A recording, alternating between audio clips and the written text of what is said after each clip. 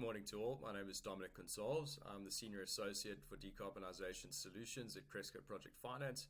Over the next 8 minutes, we're going to give you a brief overview of some of the financial implications for the Netzero journey as we've been assisting some of our key clients as they deepen their journey towards decarbonisation. Firstly, a little bit about Cresco. We're an Africa-based financial advisory with strong project finance experience, due diligence and financial modelling. We come out of the mining space with about 20 years experience in that regard.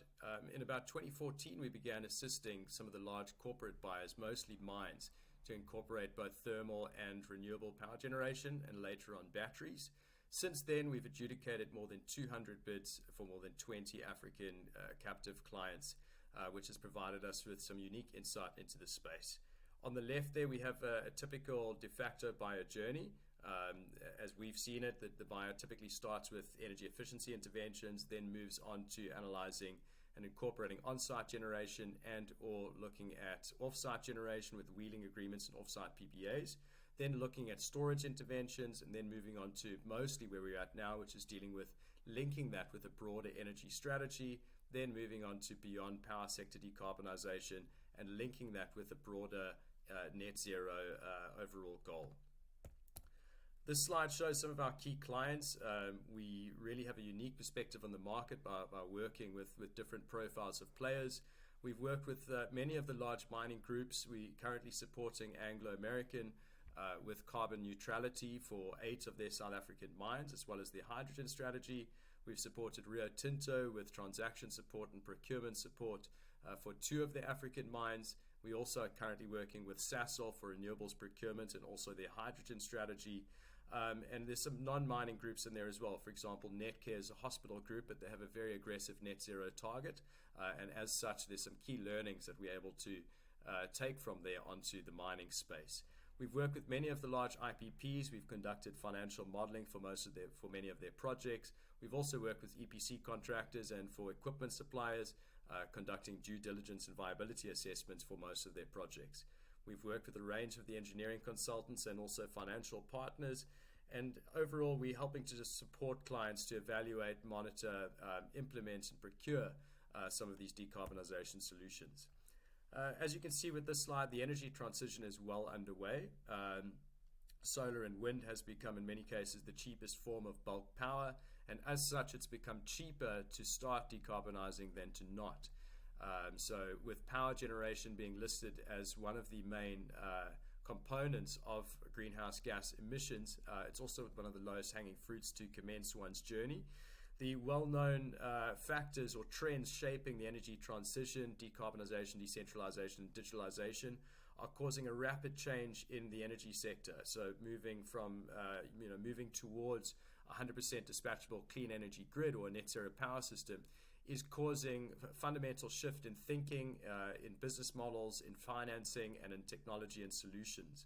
So ultimately, we are moving, from energy reliance from fossil fuels towards mining, from OPEX-heavy projects towards CAPEX-heavy projects, from fuels and feedstocks towards hardware and software-based projects, and from large projects to multiple smaller interconnected projects that are requiring digitalization and trading to manage and trade multiple interconnected, decentralized loads. So all of these aspects are complex, and we're helping our clients to model this complexity, understand the costing, all of the financial implications around incorporating these technologies at the right moment in time, and to be able to get the most competitive deal when procuring these new types of solutions.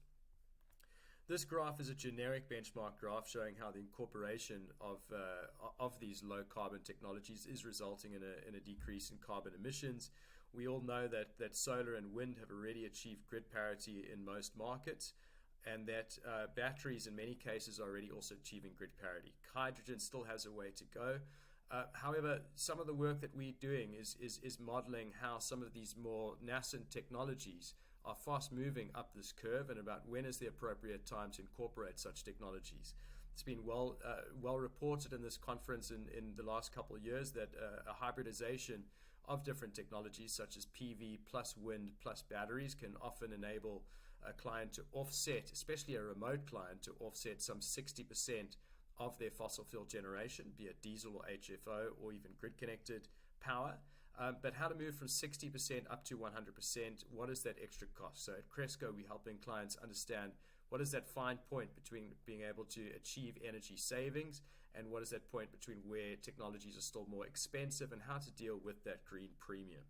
So we currently have found that, in Africa, diesel costs at the moment can sometimes be 4 to 7 times more expensive than solar costs for a remote mine.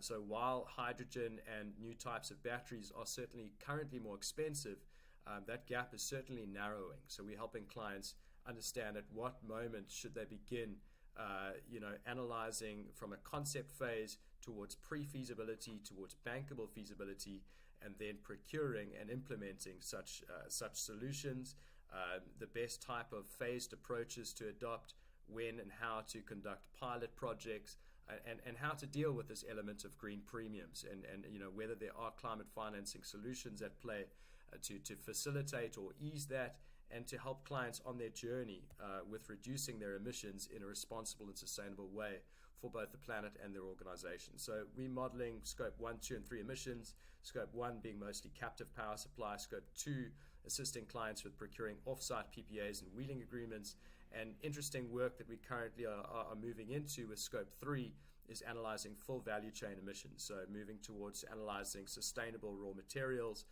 green product labeling, recycling, and all elements of the value chain from sourcing to recycling and disposal. So we're helping clients from the financial perspective understand these elements of cost, of financing, and really about the rate of adoption for these new technologies in a responsible way, and moving beyond power sector decarbonization as well towards transport decarbonization, EVs and mobilities, low carbon process heat and these types of solutions. So we'd very much like to engage with you and model some of these options and help support you on your net zero journey, whether you very much at the beginning of it and incorporating low cost PV and wind, towards if you're very progressive and are looking at already going beyond power sector decarbonization. We're doing a bunch of work with hydrogen at the moment and also long duration energy storage technologies that we'd like to share with you.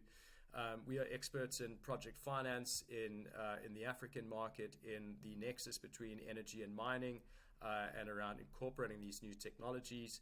And we'd very much love to model some of these scenarios for you and some of their sensitivities. Please don't hesitate to contact us, and thank you very much for listening.